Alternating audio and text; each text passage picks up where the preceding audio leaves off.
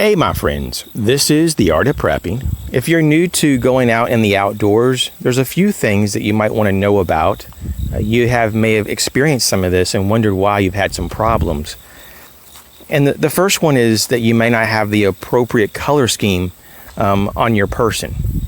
So often I see people with me that when we go out in the woods, they're wearing the wrong colors and they attract a lot of what I would consider nuisance. Various insects in particular, because they think that you're a plant.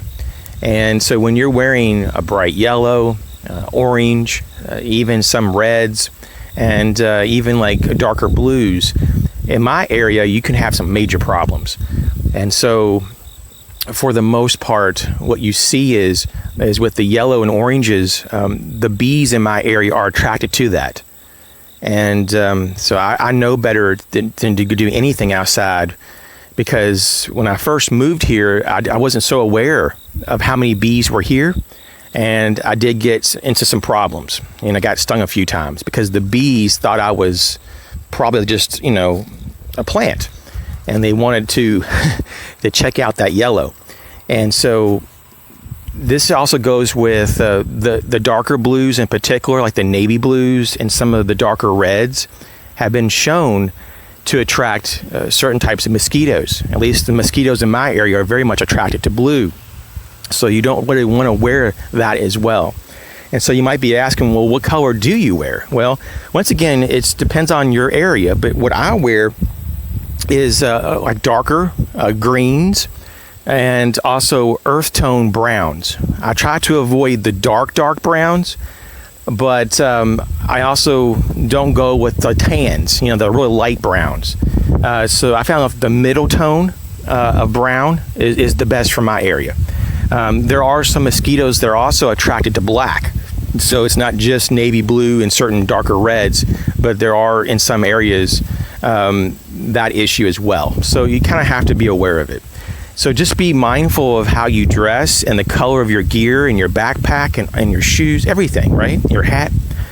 The next thing is food. It should be pretty obvious, but in certain areas, certain types of food will attract bugs like you wouldn't believe.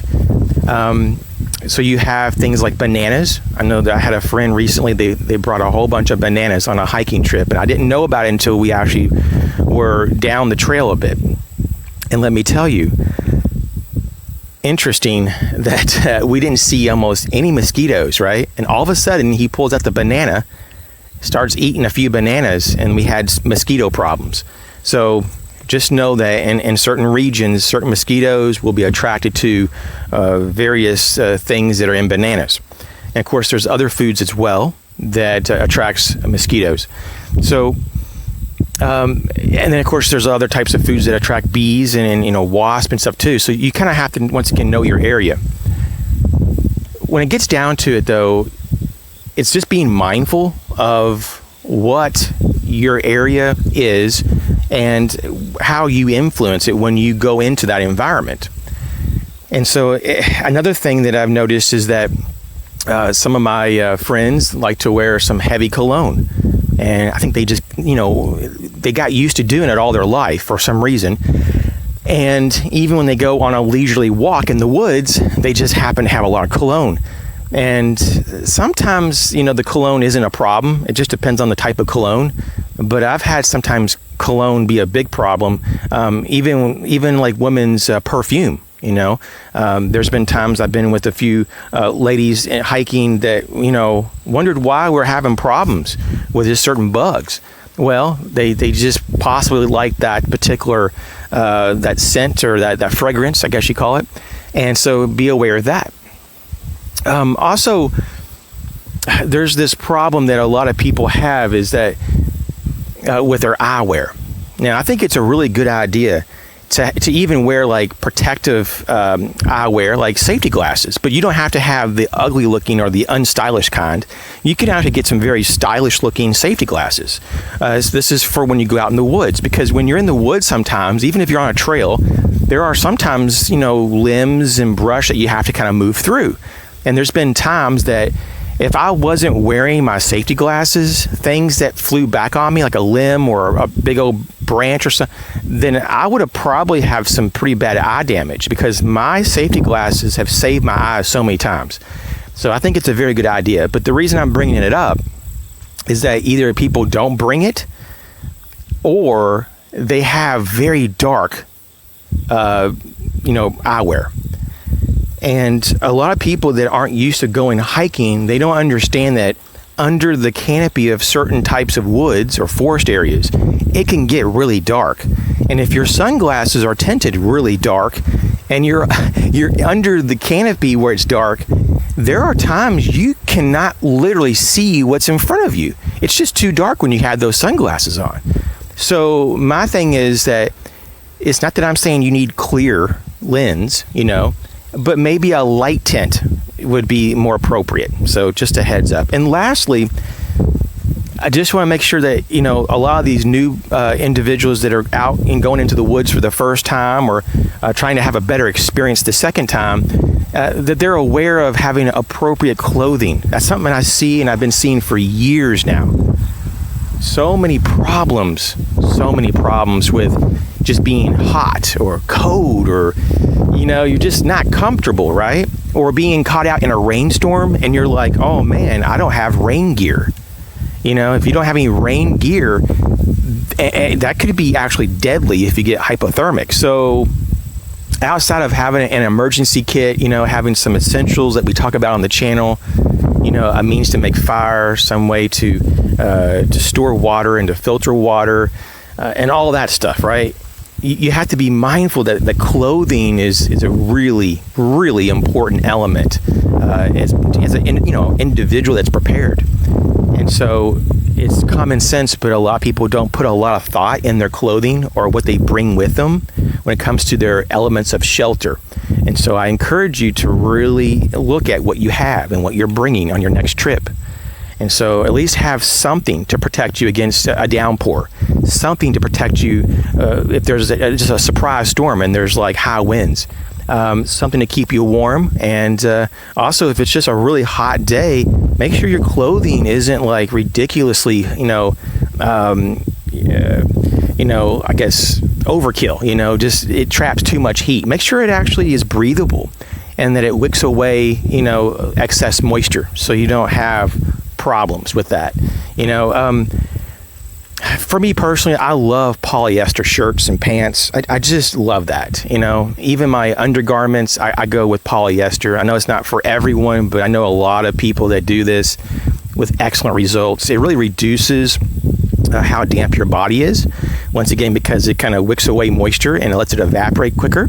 Also, it keeps the odor down because it doesn't really allow enough time for a lot of the bacteria to actually, reproduce and to expand across your body, so you don't get that body odor. And so just be aware that clothing matters. It really matters. And just in closing, one more matter concerning clothing, people forget a lot about this, is going to be your headwear and your handwear, if you will, your gloves. The headwear is just enormous, how important this is as well. It protects you against the sun. And once again, make sure it's water resistant or waterproof hat, so that you can have it on. It can help you in a downpour. But it also can keep the nasty little critters from getting into your hair, like ticks and things. It can reduce that. And I noticed for me, though, I've really was able to avoid some injuries because I was wearing a hat when I was walking through some thick brush and, limbs came back on me. And, of course, my eyewear saved my eyes and my hat kept me from getting scratched up. So there you go. And then, when I mentioned gloves a moment ago, gloves is something that's also very underrated by the new person. They just think, oh, I can just go without it. You might be able to, but there are so many times that you're doing things for the first time when you're going camping for the first or second time that you don't really recognize how much wear and tear you put on your hands. And if you're exploring off a trail in particular and it's very dense, it's really smart to have good gloves in case there's thorns that you have to push through, away, and so forth. So there's just a lot to it. And so please look into this so that you don't get injured and that you have a good experience. I talk to so many people that say, hey man, my first night camping was a literal nightmare. I was hungry, I was cold, I had mosquitoes all over me, I have so many bites on my body. I don't ever want to go back out. And I'm like, man, you just weren't prepared. And if you had the right stuff, the right skills and knowledge, then you could have had a much better experience. And that's what this is all about. Life in general is just trying to figure out the best way to go through it, right? So life is just an experience. It's a lot of trial and error, and it's no different when you're going out in the woods. There's some people that are very efficient at doing what they're doing, and they have a great time. And if you want to know more about how to have a great time outside of my videos, just do a Google search on YouTube, and there's a lot of videos that can give you bits of nuggets of information, how to make life a little easier when you're outside, and in a recreational sense, and also in an emergency sense. It's good to know how to protect yourself and to get your basic needs met and to self-rescue, if you had to. And so these things are really good to know. There are some life skills that are very valuable. And once again, they can just save your life. And so you don't want to overlook those. But at the same time, you don't want to overwhelm yourself with all this new information. So just chew on a little bit at a time. Just take a little bit at a time. And maybe every week you just set aside maybe like 30 minutes to an hour to explore this new information, if this is new to you. So thanks for checking the video out. Catch you later.